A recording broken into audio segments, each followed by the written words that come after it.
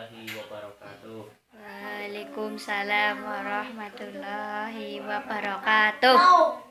Ya, sebelum kita memulai pembelajaran pada sore hari ini, mari kita sama-sama berdoa terlebih dahulu. Berdoa mulai.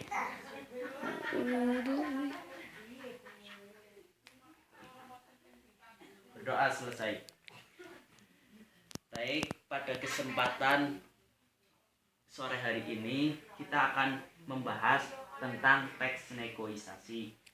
Mungkin pada pertemuan-pertemuan yang sebelumnya kita sudah membahas tentang teks eksposisi dan teks analisis dan lain sebagainya. Namun pada kesempatan yang berbahagia ini, pada sore yang cerah ini, kita membahas tentang teks negosiasi. Namun sebelum saya memulai pembelajaran pada sore hari ini, saya absen dulu.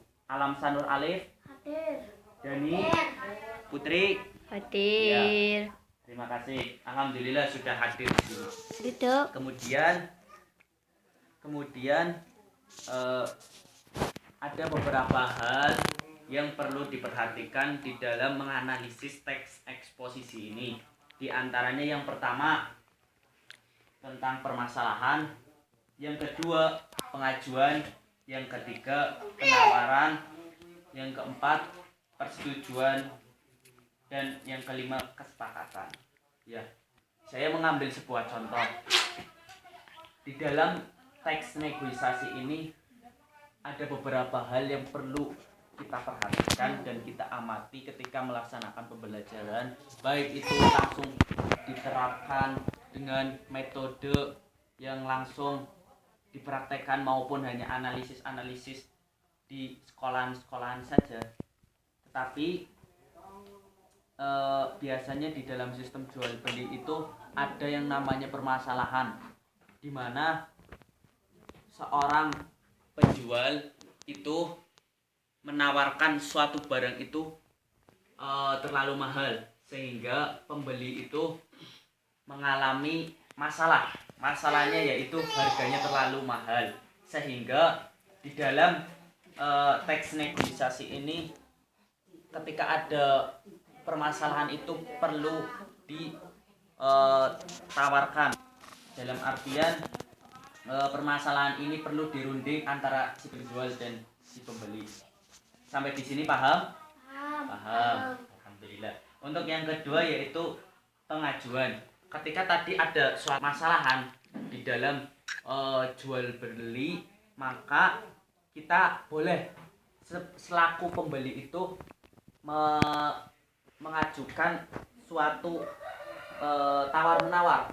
Oh iya, saya itu ketika harganya segini maka terlalu mahal, maka boleh mengajukan. Yang selanjutnya itu penawaran.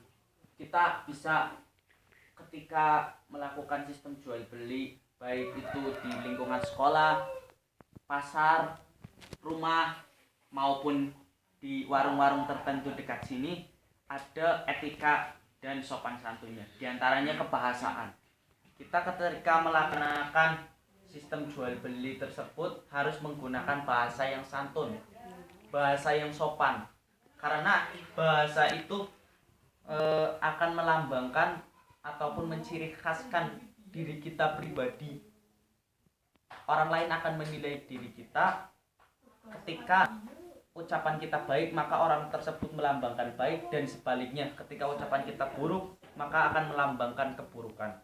Baik, untuk selanjutnya yaitu persetujuan. Nanti di antara kedua pihak tersebut ketika sudah menghadapi suatu peristiwa permasalahan, pengajuan, penawaran, itu akan menimbulkan suatu kesepakatan, persetujuan di dalam transaksi tersebut. Transaksi tersebut bisa dinyatakan sah ketika manakala dua anggota tersebut, yaitu antara penjual dan pembeli itu bisa saling